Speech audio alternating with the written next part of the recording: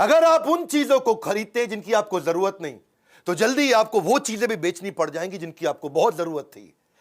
दूसरा, if you can not control emotions you can not control your money. तीसरा, if you don't find a way to make money while you sleep, then you will have to work until you die। अगर नींद में भी तू पैसा नहीं कमा पा रहा है सोते सोते, तो तुझे सारी जिंदगी काम करना पड़ेगा। नमस्कार, मैं Vivek Bindra, founder and CEO बड़ा बिजनेस.com। आज बात कर रहा हूं वॉरेन बफे की। गेम चेंजिंग वीडियो है। ऐसे मैंने पीछे बहुत पावरफुल वीडियोस दिए हैं अभी आपको। Steve Jobs, Marwari, D Mart, Mary Kom, Gandhi, life in 2050, Singapore, McDonald's, Bengali community, success habits of billionaire, आगे भी दूंगा। कमेंट बॉक्स में आप बता रहे हैं ना, आपके सारे कमेंट्स को पढ़ रहा हूं। तेंदुलकर का जन्मदिन आने वाला है। अजीत डोवाल कैसे इतने बुद्धिमान, क्या क्या किया।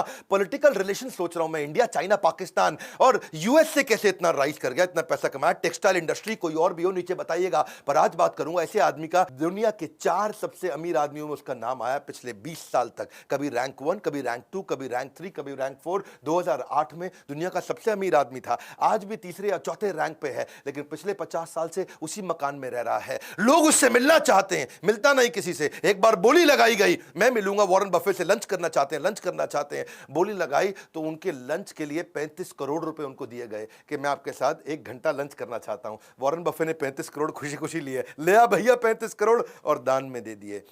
उन्होंने सोचा कि ये बड़ा अच्छा तरीका है, मेरे साथ लंच करने आ रहा है, 35 करोड़ मैं दान दे दूंगा। Living legend of investing, financial advisor है भैया। किनके?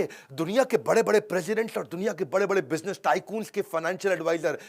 His words are not words, they are world to the world. Hindi में बोलूं क्या, उनके शब्द शब्द नहीं है, वो दुनिया के लिए पूरी दुनिया है। यानी कि वो कुछ भी बोल देते हैं भैया, गेम चेंज हो जाता है। 1970s की बात कर रहा हूं, 50 साल पहले भी वो जिस स्टॉक को खरीद लेते थे ना, उस स्टॉक का भाव अगले दिन 10% बढ़ जाता था। बात समझो। एक उसका नेब्रास्का वो स्टेट है सेंट्रल यूएस के अंदर, वहां पे उसका एक दोस्त हुआ करता था, वो बाद में माइक्रोसॉफ्ट ज्वाइन कर गया। कहानी बता रहा हूं, गेम चेंजिंग। माइक्रोसॉफ्ट ज्वाइन कर गया, माइक्रोसॉफ्ट में सीनियर लीडरशिप में था। नेब्रास्का के उस दोस्त ने एक बारी उससे पूछा, भैया वॉरेन बफे एक बात बता, तू माइक्रोसॉफ्ट में इन्वेस्ट नहीं करता, उसका स्टॉक नहीं खरीदता, तुझे क्या लगता है माइक्रोसॉफ्ट में कोई कमी रह गई है जो तू उसका स्टॉक नहीं खरीद रहा? उसने ईमेल लिखा वॉरेन बफे को। वो जिंदगी का पहला ईमेल, वॉरेन बफे ने उसको रिप्लाई किया। नेब्रास्का का उसका दोस्त था, तो उसने रिप्लाई करते वक्त बताया, मैं माइक्रोसॉफ्ट इसलिए नहीं लेता, इसलिए नहीं लेता, इसलिए नहीं लेता, बहुत सारे कारण लिख दिए। और साथ में उसने उसको नेब्रास्का की फुटबॉल टीम जो बड़ी बेकार थी उसके साथ भी कंपेयर कर दिया। अब वो मेल तो कर दिया, एक मेल किया था, लेकिन थोड़े दिन के बाद जो वहां की सरकार थी, यूएस गवर्नमेंट, उसने उस मेल को ट्रैक करके निकाल लिया। उन्होंने उस मेल को, प्राइवेट मेल को पढ़ा, और वो उनको लगा कि ओहो हो, इससे तो हमें माइक्रोसॉफ्ट के बारे में बहुत कुछ समझ में आ रहा है, वॉरेन बफे ने यह बात बोली है। वो मेल जाकर के बाद में वॉल स्ट्रीट जर्नल के अखबार में छप गई।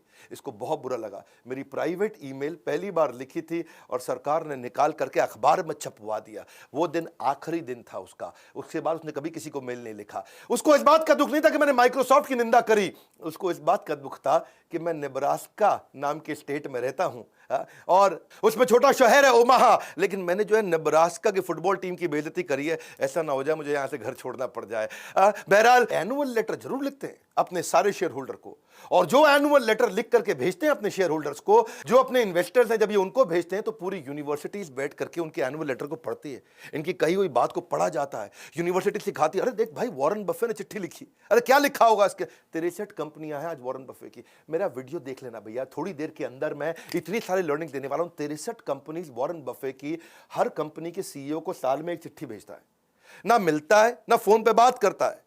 वॉरेन बफे साल में एक चिट्ठी भेज दी और उसमें लिख दिया, भैया तुम्हारा ये गोल है, तुम्हारे ये केपीआई है, ये तुम्हारे की परफॉर्मेंस इंडिकेटर, और ये तुम्हारे इस साल के गोल होने चाहिए, इसको अचीव करके दिखाओ। एक चिट्ठी भेजी, बस हड़कंप मच जाता है। कोई मिलता नहीं, कुछ बात नहीं करता। मीटिंग ले, क्योंकि उनकी आदत क्या, पढ़ते रहते हैं, 10-10 12-12 घंटे तो रोज पढ़ते हैं, कोई मीटिंग करते ही नहीं। वो हार्वर्ड बिजनेस स्कूल में पढ़ने गए थे, उनको रिजेक्ट कर दिया, उसको एडमिशन नहीं मिला वॉरेन बफे को हार्वर्ड बिजनेस स्कूल में। आज Harvard business school Warren Buffett की केस स्टडी सिखा रहा है सबको। आज बता रहा है भैया वॉरेन बफे इतना बड़ा कैसे होगा, उसको उस समय पढ़ने नहीं दिया था। आज एक बात समझ लेना, जो सबसे बड़े 100 अरबपति हैं दुनिया के, उनमें से 80% लोग खुद से अरबपति बने हैं, माँ बाप के पैसे से नहीं बने हैं। और वो बड़ी अच्छी एडवाइस भी देते हैं लोगों को, कहते हैं क्रेडिट कार्ड से दूर रहना, पैसे ने आदमी को नहीं बनाया, आदमी ने पैसे को बनाया, इसको याद रखना। और दूसरे के कहे अनुसार काम नहीं करना, अपनी बुद्धि से काम करना। बचपन में इनके खून के अंदर बिजनेस घुस गया। इनको पहले से ही पता था अमीर तो बहुत बनने वाला हूं। 6 साल की उम्र में रिसर्च करने चले गए दुकान के बाहर। अरे कौन सी कोल्ड ड्रिंक के ढक्कन ज्यादा हैं, बाहर जाके ढूंढने लगे। अरे इसका ढक्कन उसका ढक्कन, अलग अलग ढक्कन देखे उन्होंने। वहां जाकर रिसर्च में इनको समझ में आया सबसे ज्यादा कोल्ड ड्रिंक के ढक्कन बाहर कोका कोला के पड़े हैं। उससे उसने धंधा चालू कर दिया। 6 कैन कोका कोला के 25 सेंट में खरीदता था, 30 सेंट में बेचाता था, 25 सेंट में खरीदता था, 30 सेंट में बेचाता था। हर रोज 5 सेंट बचाया। 6 साल की उम्र में जब बच्चे कंचे खेल रहे हैं, ये धन से धंधा करना शुरू कर दिया। और वो जो कोका कोला पे रिसर्च किया, वहां से इसको रिसर्च की आदत पड़ी। 11 साल की उम्र में इसने पहली बार एक स्टॉक मार्केट, शेयर मार्केट में इन्वेस्टमेंट किया। इसके पिता ने इसको गाइड किया था। वहां पे सिटीज सर्विस नाम का एक स्टॉक था, जिसको उसने 38 रुपए के भाव में, $38 के भाव में खरीद लिया। अब वो हुआ क्या, वो नीचे गिर गया। नीचे गिरा, इसको बच्चे टेंशन हो गई। अरे नीचे गिर गया, नीचे गिर गया। बैठा रहा टाइट, वेट किया। जैसे ही वो $28 से वापस $40 हुआ, इसने तुरंत जाके बेच दिया। लेकिन थोड़े दिन के बाद वो $200 का हो गया शेयर। इसको लगा यार मैं तो $2 कमाए थे, ये तो $200 का हो गया, बहुत कमा सकता था। बड़ा परेशान हुआ उस समय।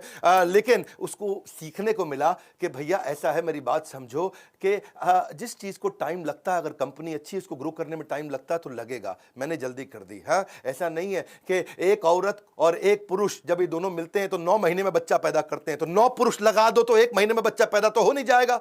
या 9 महिलाओं को जोड़ लो इकट्ठे तो भी 1 महीने में बच्चा पैदा नहीं होगा, 9 महीने लगता है। तो मैंने वेट नहीं किया, इसलिए मैं हारा। ये एक्सपीरियंस उसको लॉन्ग टर्म वैल्यू इन्वेस्टिंग के बारे में समझ में आया। बाकी सारे बच्चे बेसबॉल खेल रहे थे और ये बाइंग स्टॉक्स खेल रहे थे। 16 साल की उम्र में $53,000 कमा चुके थे।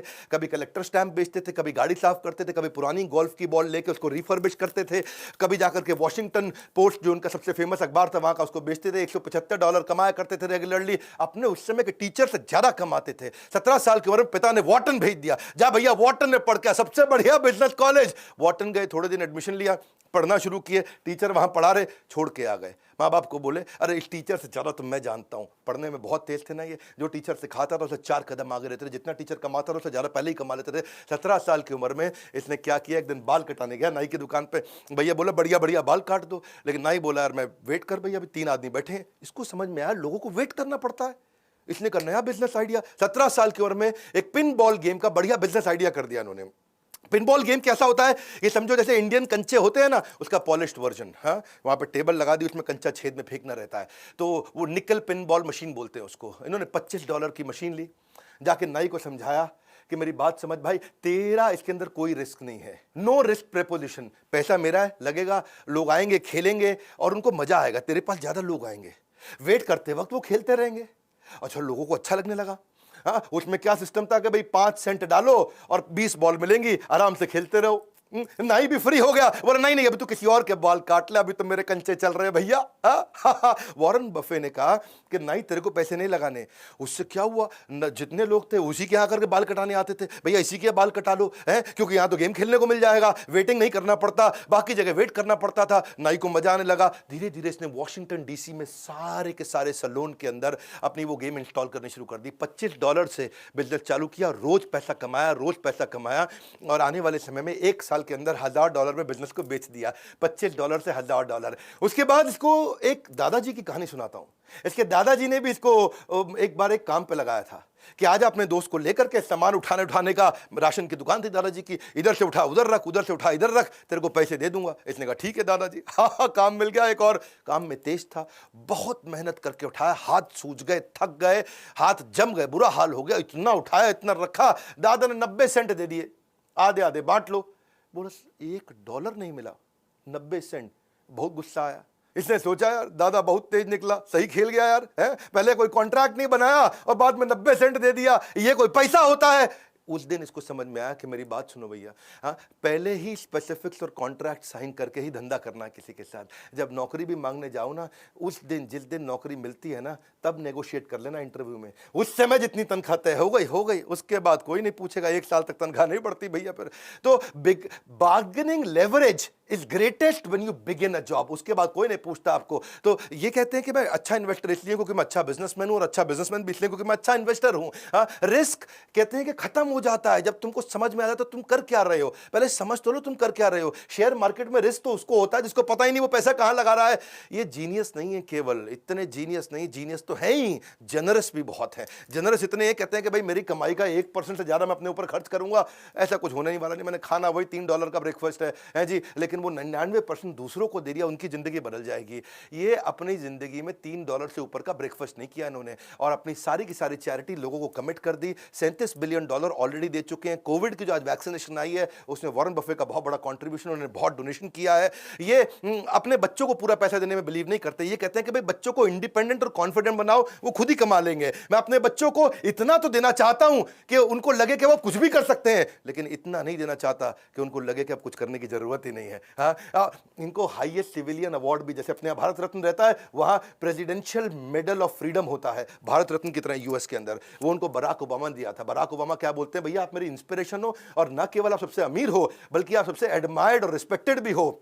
ये थोड़े लॉयल भी रहते हैं। एक और क्वालिटी बताऊं उनके कपड़ों के मामले में, कपड़े वही पहनते हैं जो एक बार पहन लिए। वैसे चाइना गए थे एक दफा, ये चाइना में वहां एक होटल में रुके हुए, और वहां पे ना एक मैडम ली हुआ करती थी, लोकल दर्जी थी, एक मशीन के साथ में घर में बैठ करके, आसपास किसान की बेटी थी, तब पैसे वाली नहीं थी, तो वो उसने देख लिया वॉरेन बफे को उसी होटल में जाते हुए, और वॉरेन बफे उसके लिए इंस्पिरेशन थे। किसी तरह से होटल के रिसेप्शन से फोन करा के अपने 2 आदमियों से उसने अपॉइंटमेंट ले लिया। वो 2 आदमी घंटी बजा के रूम में घुसे, जाते ही उसका नाप लेने लगे। ला भैया शर्ट का नाप दिखाओ, कोट का नाप दिखाओ, गर्दन देखो, चेस्ट देखो, हैं जी, पेट देखो कितना है। जितनी देर में वॉरेन बफे को समझ में आता, वो कहते हैं सूट का कलर सिलेक्ट कर लो जी। सिलेक्ट कर लिया, उसने कहा पैसे बताओ, इतने में वो लड़के चले गए। अगले दिन सुबह क्या जबरदस्त स्मार्ट सूट, एकदम बढ़िया स्टिचिंग का, पहुंच गया वॉरेन बफे के पास, और उससे पैसा भी नहीं लिया, उसको गिफ्ट कर दिया, क्योंकि वो मैडम ली जो थी वो उसकी बड़ी फैन हुआ करती थी। तो इसने कहा कि भाई सूट बड़ा अच्छा है, ऐसा करो मेरे को 2 सूट और बना दो। मैडम ली ने 20 सूट उसको 3 दिन के बाद फिर से भेज दिए, और 20 के 20 सूट का 1 रुपया नहीं लिया। वॉरेन बफे बड़ा हैरान हो गया, बोला यार तुम पैसा नहीं ले रहे हो मुझसे। हाँ, लेकिन वॉरेन बफे ने उसको प्रमोट बहुत किया, इतना प्रमोट किया कि उनके दोस्त बिल गेट्स, उसके भी कपड़े आज मैडम ली बनाती हैं, और दुनिया भर के लोग कपड़े बनाती हैं। बर्कशायर हैथवे की जो एनुअल जनरल मीटिंग है वहां पे भी उनको इन्वाइट किया और बड़ा उनको धन्यवाद किया। और अब वो दिन है और आज का दिन है, वही 20 सूट है उनके पास। वो पिछले 20 साल से वही 20 सूट अलग अलग दिन बदल के पहनते हैं। ये ऐसे आदमी हैं, अपनी आदतों के साथ लॉयल है, एक जैसा ही ब्रेकफास्ट खाते हैं, वही गाड़ी चलाते हैं, 50 साल से उसी घर में रहते हैं, वही 20 सूट पहनते हैं। यहां तक कि फोन भी उनके पास सैमसंग का वही फ्लिप वाला पुराना है। एप्पल में इनके काफी शेयर हैं, ये एप्पल के 5%, 5.5% के मालिक हैं। तो टिम कुक एप्पल का सीईओ, वो कहता है भैया मैं आता हूं तुम्हारे पास, तुम यार कम से कम हमारी कंपनी के मालिक को एप्पल का फोन यूज करो। उनको एप्पल का फोन आईफोन 11 रिसेंटली दिया उनको, ये लो भैया आईफोन 11, इसको इस्तेमाल करो। वॉरेन बफे बोला ठीक है जी। उसमें उसने नया सिम डाल दिया, वो वाला चेंज नहीं किया, सैमसंग चल रहा है, वो नया सिम डाल दिया। टिम को कहता मैं सिखा दूंगा तुम्हें कैसे यूज करना है। बोला कोई जरूरत ही नहीं है, ये खाली फोन रिसीव करने के लिए रख लिया मैंने, इसे फोन कर लूंगा, रिसीव कर लूंगा, मैंने सीखना कुछ नहीं, इंटरनेट तो मैं वैसे नहीं चलाता। उसी तरीके से चलते हैं। लॉयल्टी कहते हैं कि एक्सपेंसिव गिफ्ट है, मैं जिसके साथ लॉयल हो जाता हूं उसका हो जाता हूं। Do not expect it from cheap people. 91 के हो जाएंगे अभी अगस्त में, लेकिन एनर्जी ऐसी है उनके अंदर, है जी, बच्चों की तरह बातचीत करते, इतना एक्साइटेड रहते हैं हर समय। और किसी ने उनसे पूछा भैया आप इतने एनर्जेटिक कैसे रहते हो, बर्गर भी खाते हो, आइसक्रीम भी खाते हो, 91 की उम्र में, 91 रनिंग चल रहा है। बिल गेट्स तो कहते हैं इनके पास 30 साल की उम्र के लड़के की शार्पनेस है, 10 साल के लड़के की उम्र की मुस्कुराहट, ऐसा मिस्चीवियस स्माइल है, और 6 साल के बच्चे की खाने पीने की आदतें हैं। हाँ, ये क्या कहते हैं, 6 साल के बच्चे का डेथ रेट सबसे कम है, तो उसी की तरह खाओ, मजे मारो, कोई दिक्कत नहीं, मेंटली एकदम फिट, और रोज आधा घंटा वर्कआउट पक्का करना है इनको। बिल गेट्स के साथ बड़ी दोस्ती हो गई इनकी। वो उसकी तो बड़ी जबरदस्त कहानी है। बिल गेट्स की जो माँ थी ना, मैरी गेट्स ने अपने घर पे एक इवेंट रखा था, उस घर में किसी को बुलाया, तो उसने फोन पे बोल दिया मेरा दोस्त है वॉरेन बफे, उसको लेके आ रहा हूं। मैरी ने बोला ठीक है ले आओ, कोई बात नहीं। अच्छा, दोस्त लगा हुआ था वॉरेन बफे को समझाने में, तुझे बिल गेट्स से मिलवाऊंगा। वो बोला यार बिल गेट्स आईटी का आदमी, इससे कौन बात करेगा। अच्छा, मां लगी हुई इधर, तुझे वॉरेन बफे से मिलवाऊंगी। वो कह रहा है यार ये तो खाली पी रेशियो डिस्कस करेगा, फाइनेंशियल स्टेटमेंट डिस्कस करेगा, मैं आईटी का हूं, हमारी बनेगी नहीं, ये दोनों एकदम अलग आदमी है। अच्छा, वो दोनों लगे हुए नहीं, मिलवाते हैं। हुआ ये कि जब ये मिले तो पहला ऐसा क्वेश्चन किया उनको वॉरेन बफे ने, बोला भाई बिल एक बात बता, तेरे को नई आईटी कंपनी बना के दूं अगर, और तेरी माइक्रोसॉफ्ट खत्म, तो नई कंपनी कैसे स्टार्ट करेगा। तुझे अगर मैं नई किसी देश में कंपनी बनाने को दूं तो तू कैसे बनाएगा, इस कंपनी के बारे में तेरा क्या विचार। वहां उन्होंने पूछा भाई तुम्हारी फेवरेट किताब, फेवरेट अखबार, फेवरेट ऑथर, फेवरेट आर्टिकल्स कौन से हैं। इतना मजा आया, आधे घंटे की मीटिंग थी, 10 घंटे चलती रही। एक दूसरे के साथ उन्होंने खूब बात करी, अलग अलग क्वेश्चंस किए, खूब डिस्कशंस हुए। उसके बाद तो फिर ये ताश के दोस्त भी हो गए, शॉपिंग के दोस्त भी हो गए, रेस्टोरेंट में खाना खाने के दोस्त भी हो गए। इनफैक्ट बिल गेट्स के मोबाइल में केवल 2 ही स्पीड डायल के नंबर, एक मेलिंडा गेट उसकी वाइफ का और एक वॉरेन बफे का। ऐसा एक दिन नहीं गया आज तक जब तक इन दोनों ने बात नहीं करी। ये भी बड़ा इंपॉर्टेंट है, किसके साथ उठते बैठते हो। ये कहते हैं कि वॉरेन बफे ने मुझको 2 चीजों में बड़ी हेल्प करी। पहली चीज क्या है कि लाइफ टाइम लर्निंग, और दूसरी है लाइफ टाइम लाफिंग। बोला इससे ज्यादा मैं दुनिया में कभी नहीं कर सकता था। कहते हैं कि pickup your associate whose behavior is better than you, and then that will give you a drift in your direction of life. Tell me who your heroes are. तेरा हीरो कौन है? दोस्त तुझसे भी पूछ रहा हूं, तेरा हीरो कौन है? And I'll tell you who you'll turn out to become. तू बनेगा किसके जैसा आज ही पता चल जाएगा। वॉरेन बफे के ना गुरु भी थे जिनसे ये बड़ा सीखा करते थे, बेंजामिन ग्राहम। बेंजामिन ग्राहम जो थे कोलंबिया के प्रोफेसर थे। ये इन्होंने वॉर्टन छोड़ के कोलंबिया ज्वाइन किया क्योंकि बेंजामिन ग्राहम की इन्वेस्टमेंट को लेकर बड़ी मास्टरी थी। बेंजामिन ग्राहम एक बड़े स्ट्रिक्ट टीचर भी हुआ करते थे जो इन्वेस्टमेंट के बारे में, शेयर मार्केट के बारे में सिखाते थे। और बफे केवल एकमात्र ऐसे स्टूडेंट थे जिसको A+ रेटिंग। बेंजामिन ग्राहम की सारी क्लास को बहुत ध्यान से अटेंड करते थे। ऐसे एकलव्य शिष्य दूर से सीखते थे। बाद में बेंजामिन ग्राहम के घर गए, उनको बोले मैं आपके लिए नौकरी करना चाहता हूं।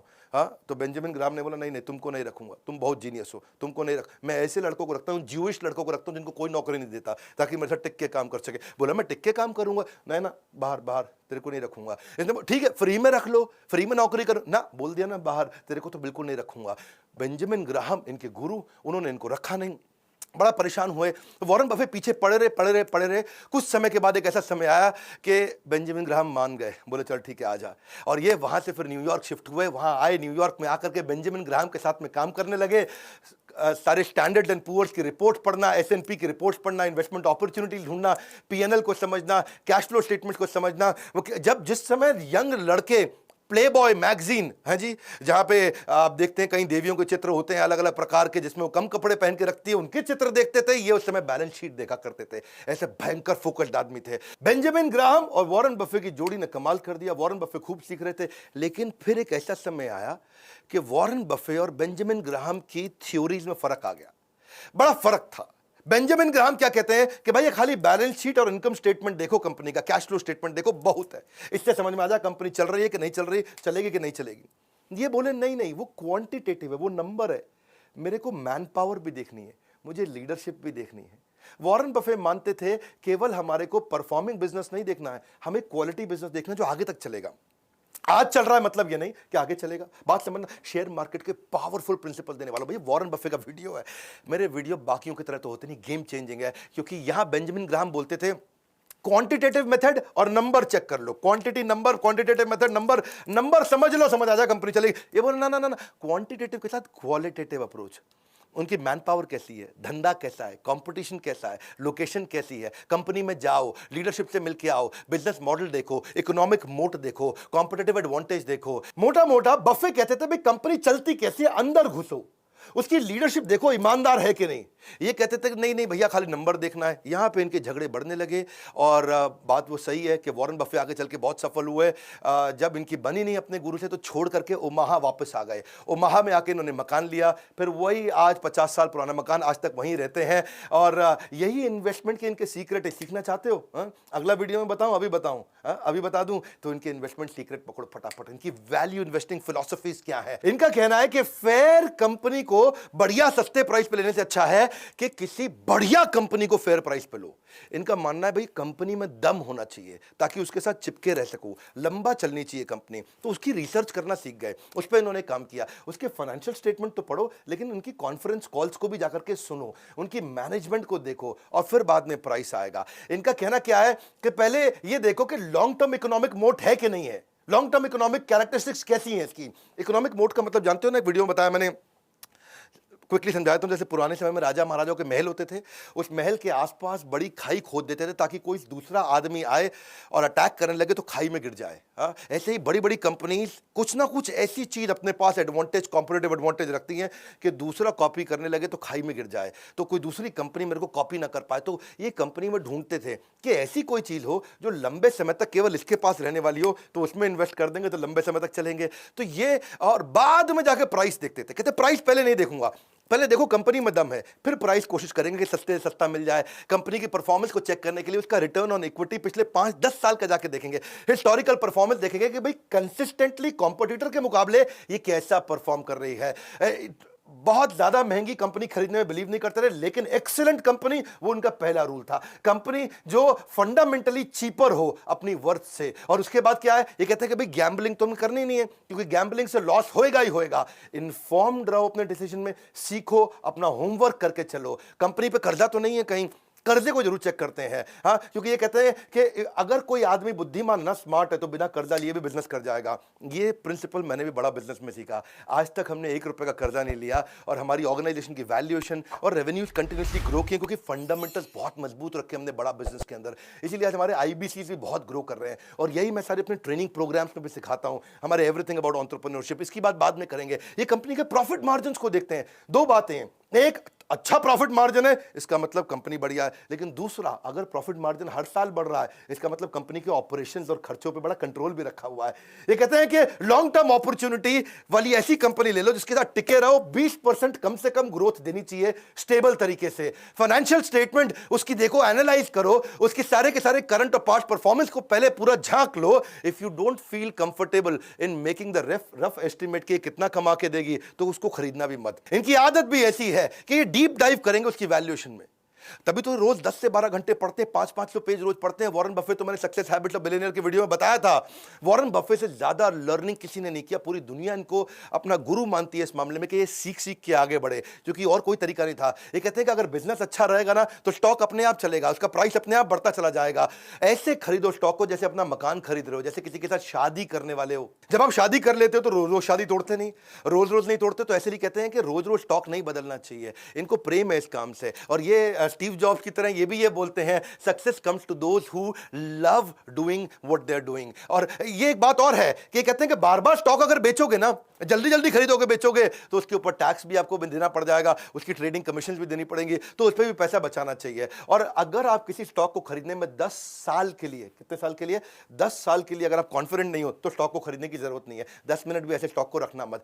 Calling someone who does this trading every day, जो रोज रोज करता हो और कहता हो कि हाँ जी मैं तो ट्रेडर हूं, बढ़िया इन्वेस्टर हूं, तो कहता है ऐसे ही जैसे हर बार नई लड़की के साथ रात को सोएगा और अपने आप को कहता है कि मैं बड़ा रोमांटिक हूं। ये तो रोमांटिक नहीं है, तो सेक्स एडिक्ट है। हाँ, ऐसे ही जो रोज रोज शेयर मार्केट में खरीदता बेचता है, हाँ, वो क्या है, वो इन्वेस्टर नहीं है, वो एक नॉर्मल रूटीन ट्रेडर है। Never invest in a business that you can not understand. एक बार समझ लो बिजनेस को, इसके कई प्रिंसिपल्स हैं, वो आपको भी सीखने चाहिए। हाँ, तभी आप एक बढ़िया पावरफुल इन्वेस्टर बन सकते हो। ये सीखना जरूरी है। Investment in a number of mediocre business नहीं चाहिए है, क्योंकि वो फिर आपकी क्वालिटी इन्वेस्टमेंट्स की को डाइल्यूट कर देगा, क्योंकि पैसा तो आपके पास लिमिटेड है। ये कहते हैं मैं हजारों कंपनीज को पहले एनालाइज कर लेता हूं और उसके बाद फिर जाकर के बढ़िया से चूज करके इन्वेस्ट करता हूं। क्यों? इनका रूल क्या है? Rule number 1, never lose money, और rule number 2, never forget the rule number 1। ये बड़ी इंपॉर्टेंट चीजें हैं। हाँ, ये इनकी खास बात क्या है, आप समझ लीजिए कि 500 पेज पढ़ने का जो इनका सिस्टम है रोज का, द मोर यू लर्न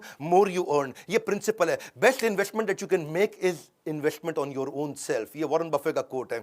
हमने भी इसीलिए एक नया कॉम्बो तैयार किया आपके लिए। अगर आपने वीडियो पूरा देखा है तो मतलब आपका इन्वेस्टमेंट में, ग्रोथ में, पैसा कमाने में, पैसिव इनकम में इंटरेस्ट है। तो हमने कुछ नए कोर्सेज जो लॉन्च किए थे, उसका इंट्रोडक्शन जल्दी दे देता हूं आपको। Gold based financial planning, stock market, personal finance, mutual fund, finance for non finance, debt management, working capital, passive income, angel investing और रिस्क मैनेजमेंट, यानी कि 7 प्रकार के फाइनेंशियल रिस्क होते हैं। इसका कॉम्बो हमने सारे कोर्सेज अवेलेबल कर दिए। आज 40 से ज्यादा ज़्यादा कोर्सेज लॉन्च कर चुके हैं। हर महीने 10 नए कोर्स लॉन्च कर रहे हैं। अगर आप IBC हैं, ये सारे कोर्सेज फ्री हैं। अगर आप लाइफ टाइम मेंबर हैं, ये सारे कोर्सेज फ्री हैं। अगर आप ये नहीं हैं तो ये बोर्ड लाइन नंबर है। आप फोन करके पता करिए आपके बिजनेस में, अगर आप रिटेलर हैं तो कौन से नए कोर्स आपको काम आएंगे, अगर आप मैन्युफैक्चरर हैं कौन से काम आएंगे, स्टार्टअप है तो कौन से। हर एक एरिया के लिए, हर इंडस्ट्री के लिए देश के सारे बिलियनियर्स और इंडस्ट्री एक्सपर्ट्स के साथ मिलकर के आपके लर्निंग प्रोग्राम बना दिए और इतना कॉस्ट इफेक्टिव कर दिया कि game changer. Board line number, इस नंबर को सेव कर लो, कभी भी काम आएगा। आपका लाइफ लाइन है, केवल बोर्ड लाइन नहीं है। तो लाइक करके उत्साह बढ़ाइए ना यार। फ्री में इतने पावरफुल वीडियोस देते हैं, एक के बाद एक देते जा रहे हैं। मेरा समय जाता है इसके अंदर, फ्री में कंटेंट दे रहा हूं कंटिन्यूअसली। कमेंट बॉक्स में बताइए अगला वीडियो कौन सा देखेंगे।